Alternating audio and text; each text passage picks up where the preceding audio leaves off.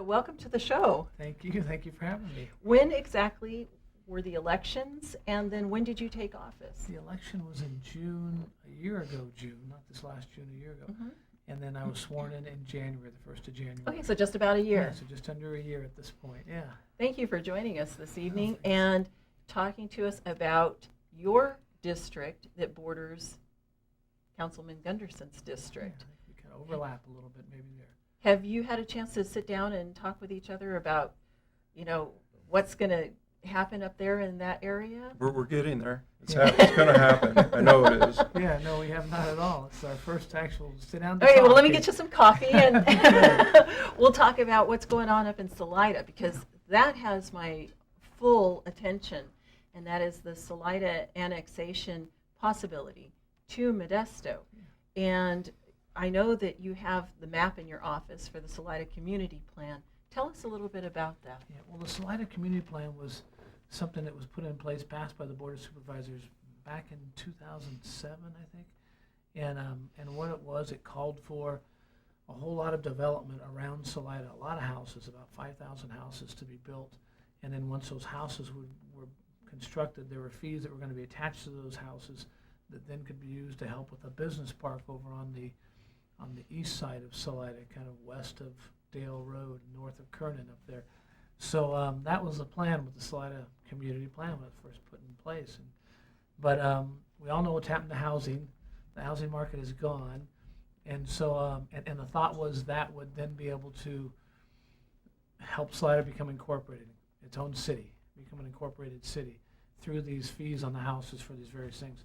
That didn't happen, isn't going to happen for a long time. So what as it stands right now, Salida, as it always has been, is just an unincorporated area serviced by the county. There are a couple things that Modesto does for Salida right now. There's bus service into Salida, Modesto City, and then there's also water that Modesto provides to Salida. Besides that, the county provides everything else, roads, law enforcement, the sheriff's department. As the economy has gone as it has, and what's happened with government is that we end up with less and less money, and we continue to cut services to Salida. We have several, there's a lot of unincorporated pockets throughout the county. And so, so the thought was originally here is how can we get more services to Salida as we continue, unfortunately, the county continues to cut service to Salida basically. And so we started to look to Modesto, the neighbor right on the border of Salida, and see if there was a possibility that Modesto maybe could annex Salida. There's got to be something in it for Modesto, as I've learned here. The way things work in government is that everybody wants revenues, to, of course, to pay for these things. And so the thought was, well, if we could get Modesto to come north of Kernan and help develop this business park, this industrial park, and provide, there would be revenue that would be generated from that, tax revenue that could be generated to Modesto, then that revenue could help then Modesto pay for the services to Salida. Salida would end up with better services, better police, law enforcement coverage, public safety. And so that was how we started this conversation. It always comes back to what Salida wants, so it's got to be Salida's decision to do that. Yeah, So because the Salida people, a vast majority of them, are the ones who voted you into office. they were a part of them, that's right. Yeah. So and that's what we're there for, to serve the people. So that's how this works. So so we need them to, if this is what they would like to do, and we need to get all the information to them for them to make that decision, and all the numbers aren't there yet. So we hope to get that information to Salida and then let Salida make the call if they're interested in that or not.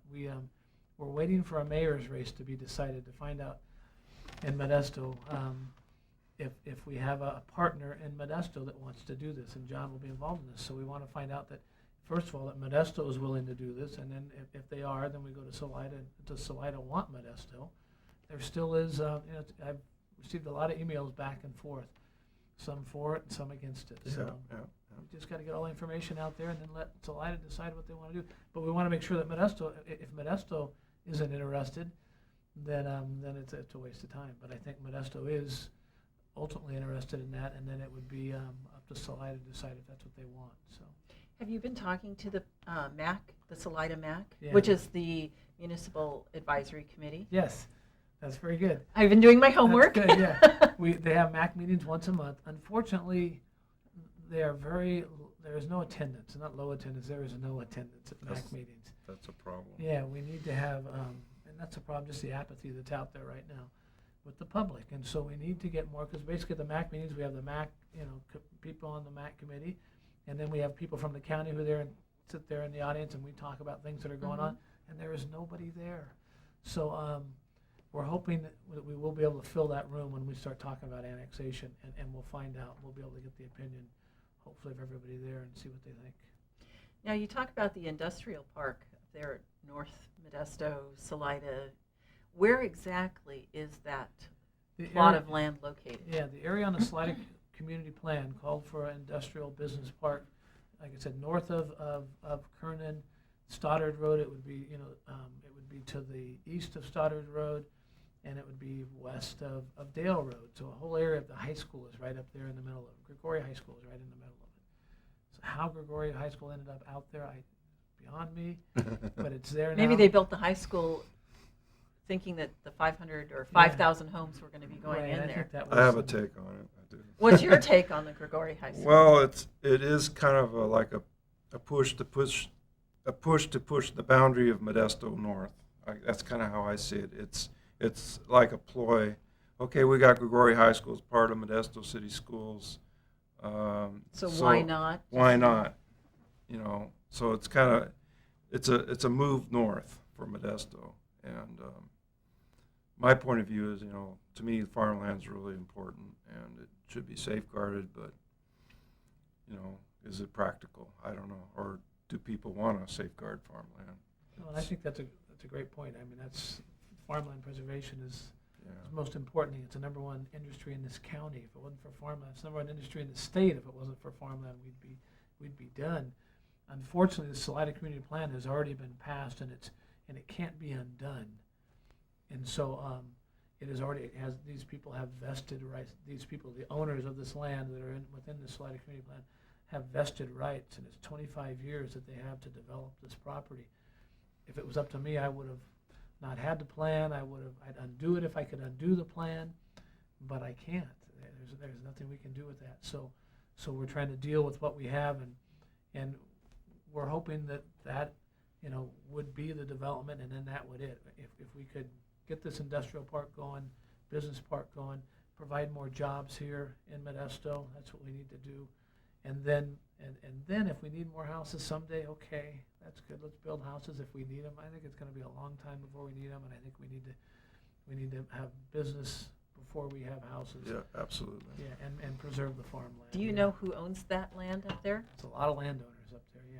Do you know any of them? I mean, do you know them personally, or do you No, know I don't. who the list is? Yeah, there's a list, and it's all public knowledge. You can Okay. pull that up and look. But a lot of County people, Assessor's Office, maybe? wherever, yeah, it's there. Yeah. So. I've been starting to converse with Salidans, and one take on it was that Modesto had made promises to Salida and hadn't fulfilled them, and so I was told that there's hard feelings about Modesto and its relationship with Salida, and that could be a block for any incorporation. Does true. Salida see Modesto as a negligent husband of their land? That's what I heard. Yeah, there is. I've heard a lot of that too, John. From the people who are vocal about it, kind of the old timers that have been there a long time are very suspicious of Modesto. Things that have happened in the past, they've taken. The thing you always hear is, "Oh, they took Costco from us. That should have been in our city. That would have been revenue that we would have been able to get." I was just talking about that Yeah. today, wondering if that in fact happened. Was Costco, the Costco farmland that it sits on, was that originally Salida? Yeah, well, it was in the county, Mm-hmm. and it was incorporated. Yeah, it was annexed by Modesto, that area. So, After Costco was built? well, I think prior to Costco being built, probably just prior to Costco being built. Yeah, so that's something that people of Salida you hear talked about a lot. So anyway, just like John said, they're very suspicious. If Modesto is to annex them, are things going to be better for them? Are they going to be worse? And that's what we need to find out. Now, you were talking about Modesto already provides water for them. Are you talking about all of Salida or just on the east side of the freeway? Yeah, I think it's all of Salida. Their water comes from Modesto. Okay. There's some wonderment about that. I did hear that Grigori High School has its own water district, like Stanislaus Elementary has a water district all its own because they pump from a well and Really? provide their own water. And someone told me, well, why doesn't Modesto take over this water district at Grigori? Because Modesto City Schools doesn't want to be in the water business. And I guess there's wonderment about that. But the water system, there's some people upset about it, the way it's been done. It was a Del Este system, and Modesto pretty much purchased all of Del Este, I believe. Well, I find it interesting, while there's a lot of chatter going on about your conflict of interest or possible conflict of interest between the school board and city council, there's a lot of other things going on that we are not aware of, the public is not aware of. And usually those things are the big things, like land ownership or water rights. I mean, those things have been fought over since day one. Who owns the land and who owns the rights on the land? And so I find it interesting how you're bringing up the water rights, or who's conducting the water business there within the school districts. Yeah, it's a sticky point, the water. Is Grigori High School the one that just built or just got the approval to build the stadium? Yeah, or I don't know if it's all the way approved, but they're trying to move forward on it. Yeah, the stadium. And they're doing this rather than do the repairs on Davis High School and Bayer High School. And that got the community in a big uproar. And, I hope they do get to Davis and Bayer, but Yes, as a matter of fact, it's a problem. Jesse Young, who may be on the show here in just a little bit, went to school at Davis High School, and that was one of the points that he brought up before the stadium was voted on. And he brought up that, in the summertime, there's no air conditioning at Davis High School. And some people, after he was on the show talking about that, some people kind of poo-pooed, him saying, oh, there's no air conditioning, we've lived for hundreds of years with no air conditioning. It's like, obviously you haven't been in the room with, 35 16-year-olds on a 120-degree August afternoon, or, I don't know if Davis goes year-round or not, but I mean, it gets pretty warm in the summertime. Classroom management gets very difficult in those kind of situations, I know. Now, do you know if the bond for the stadium was specifically for the stadium, or was it a bond for anything for any of the high school's improvements? Well, I thought it was part of the CFA. CFA has something to do with it, I believe. Now, CFA is one of the items that you have to recuse yourself from. So far, that it's not sure. We're looking at it, trying to figure it out. Because I was on the CFA board, but that was a while back. And Well, be careful, because you don't want to have to give back $63,500 yeah, for conflict of interest. yeah. So be careful, John. The CFA board, I believe, has a lot to do with the stadium at Grigori. They had an awful lot to do with Enox. When I was there, we were talking about a veterinary program at Enox, which I thought was interesting. There's a veterinary clinic, a business next to the high school, and so they were going to kind of partner together, and that was pretty cool. And then Enox wanted a swimming pool, but the people that are paying into the CFA are pretty much wondering when's it going to end. When do we stop paying all these dollars? Mm-hmm. And I saw the bill; it's pretty high on your property taxes in that area, and then it's really a convoluted argument. There's just a lot of different opinions on it. And, I guess I'm thinking about attending the CFA board meeting that's coming up this week, and just to see. I'm sure it's. Now, can you attend it but not vote on it, right? I'll just be in the audience. Okay. And it's probably going to be packed because there's The following day, you'll be in the Modesto Bee. I'm doing it for the publicity. That's right. I'll be there for the publicity. I think it's going to be a very exciting meeting because there's the studies coming out, I believe. I don't know if it's this meeting. The packet's actually been out, I believe, and I hadn't read it yet. But or the Bee said that people were overpaying on it.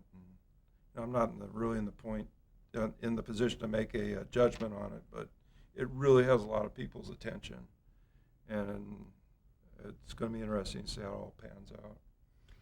District 1 and District 3 overlap a little.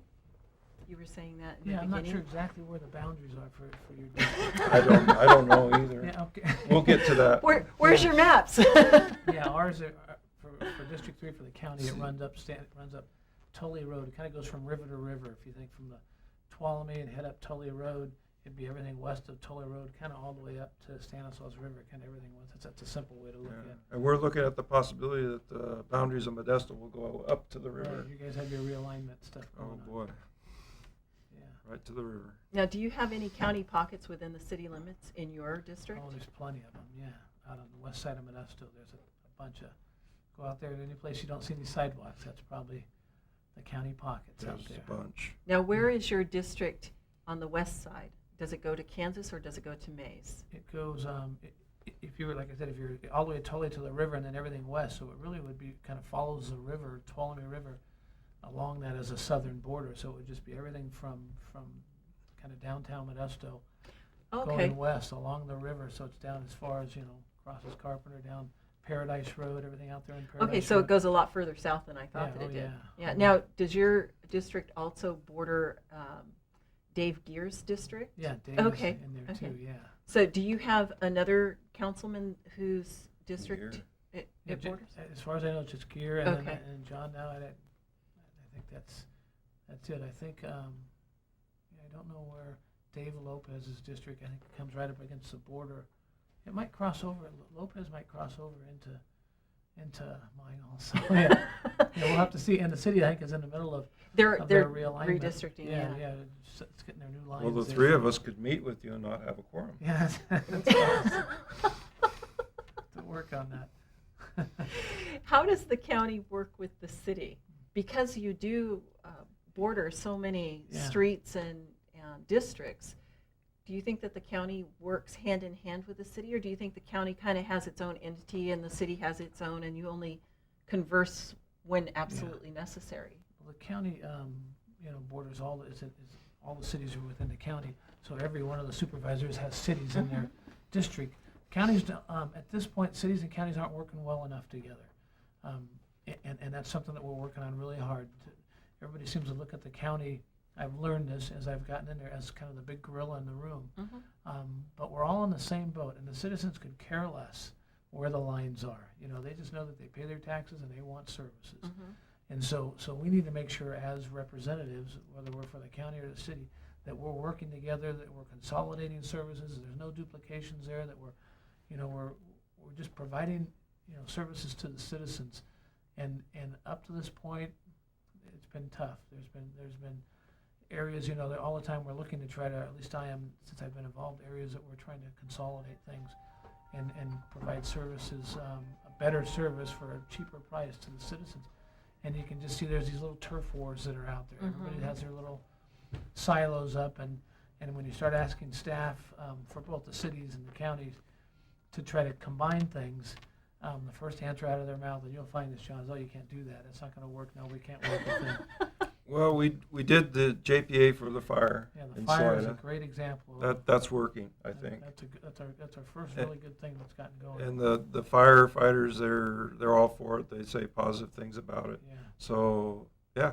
that's happened and that's going, and there's so much more that we can do, whether it's with the city of Modesto or all the cities in the county. So I was just down in Turlock about a week and a half ago at their parade.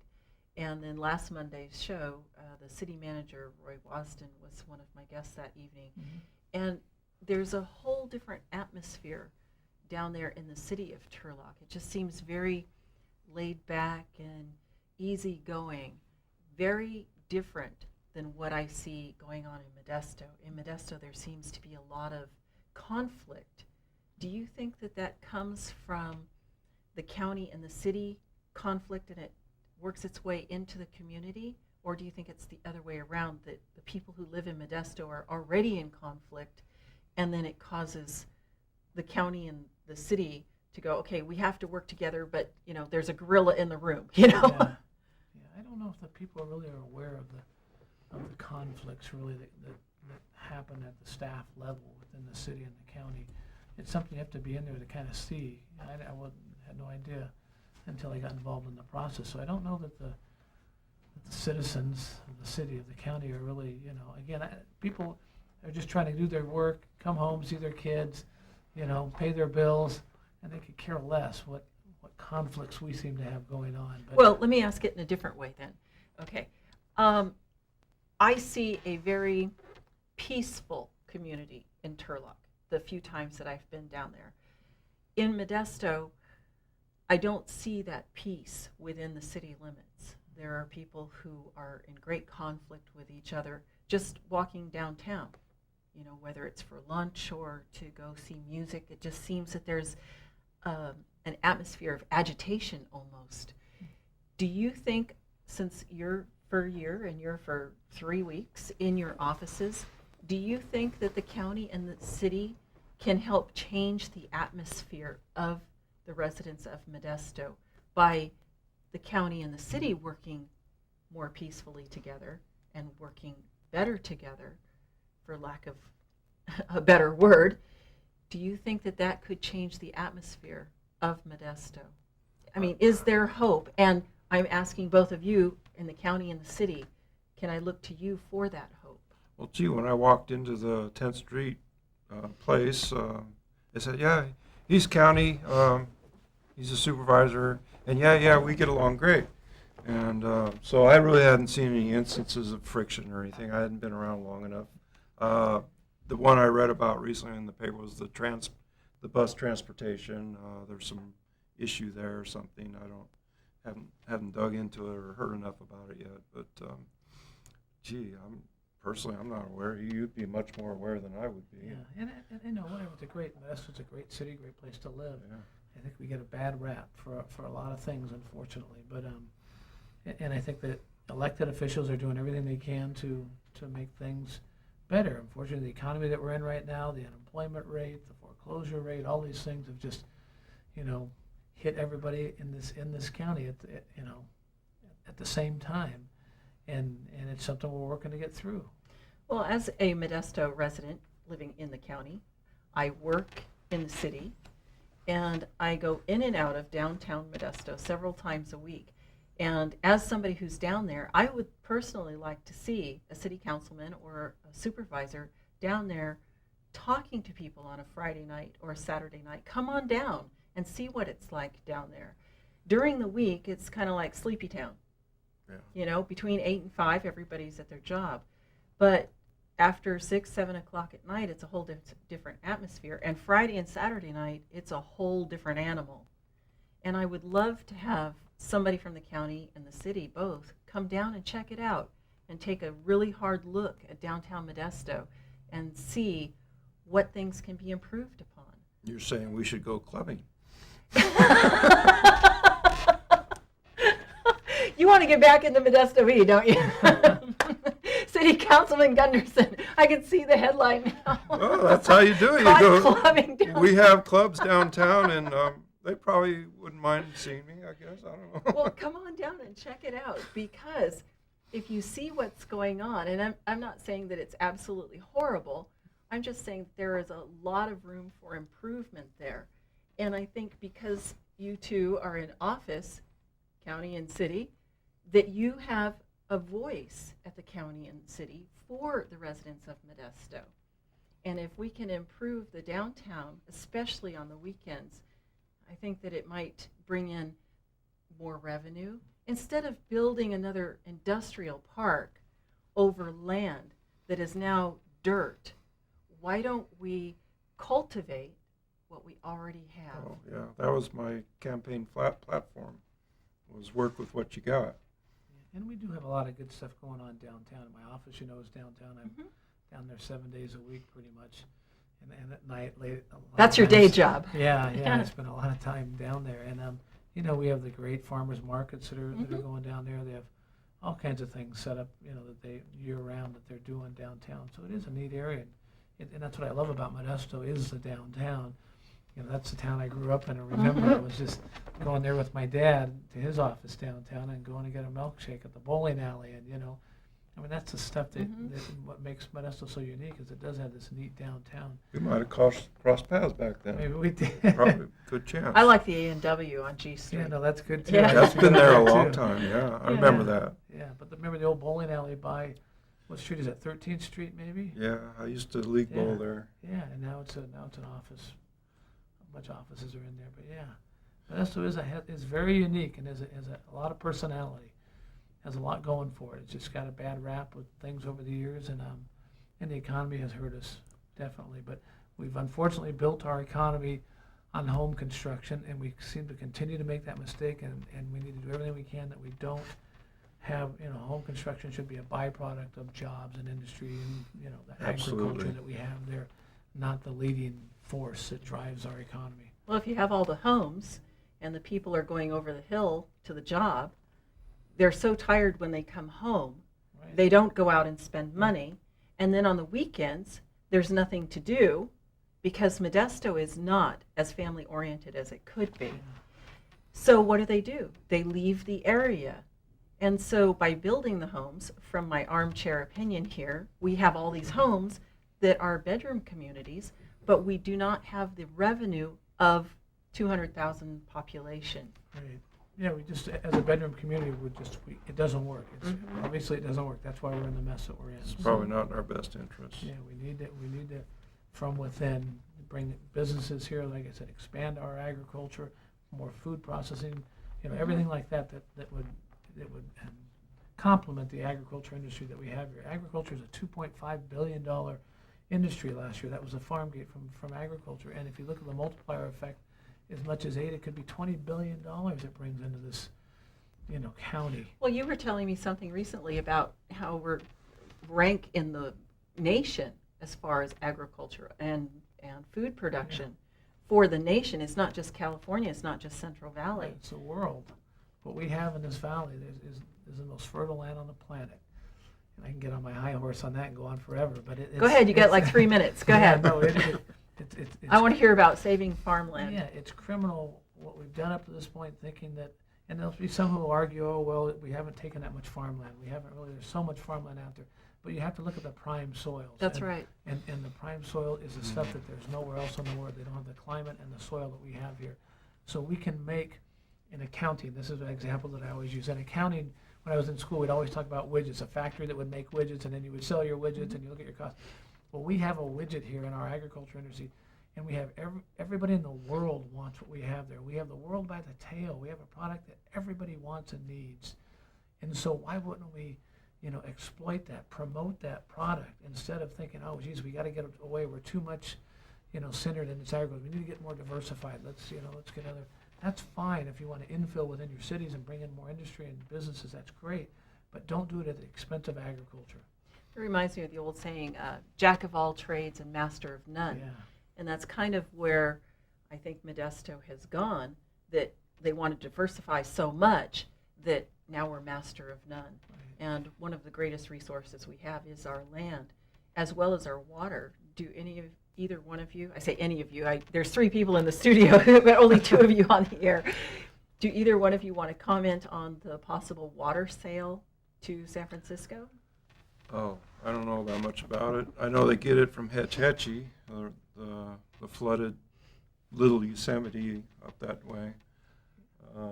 I think there's no way we can sell our water. I don't know. We're in the middle of what they call FERC hearings regarding the relicensing of Don Pedro, and the argument that as we deal with the people from San Francisco is that we need all the water that we have here. We can't, and they want more water to go down the river to help the fish, to help all these different things. If we start selling our water, then how does that work with our argument that we need all our water if we have extra to sell? And I look at it, you know, water is the lifeblood of the agriculture here. And if you, from a business standpoint, you start to sell your number one asset, your producing asset, which is water, which we use to produce everything. When a business starts to sell its producing assets, that's the kind of the beginning of the end of the business. You know, that's like a liquidation sale. That's a fire sale when that starts to happen. We do not need to do that. If we want to transfer water for other agricultural purposes to other areas that need water because they don't have as much water, but it's for agriculture, that's fine in my book. If we want to do water transfers for other agricultural use, that's fine. But to start transferring water out of here for metropolitan purposes we can't do that. Do you think that the Bay Area, San Francisco specifically, wants the water so that they can build bigger cities, or kind of encroach upon the Stanislaus County line, come this way further? I just think they've always wanted our water. They need, as they grow over there, they need more water. They don't have what we have here, and so they need the drinking water. They don't want to spend very expensive for them to build the desalination plants and things like that they'd have to do. This is their cheap way out, and we're not going to do it at the expense of our water that we use for our agriculture. I just got the 2-minute signal, and Jesse, does that mean 2 minutes till 7 or 2 minutes? Okay, all right. So I want to thank you very much for being my guest this evening, and we can find you on Facebook. And you said that you have an office downtown. Your day job is you're a tax man, aren't you? I'm a CPA of the firm of Ciccarelli and Withrow. It's down on 15th Street. And you're going to be getting busy here pretty soon. Yeah, tax season is coming again. Yeah. So I wish you both well. Obviously, you've been in office for a year, full year, and you may find yourself back in the Modesto Bee if, you go. Why not? You go clubbing. So we will see you downtown Modesto. Thank you very much. Thanks, Athens.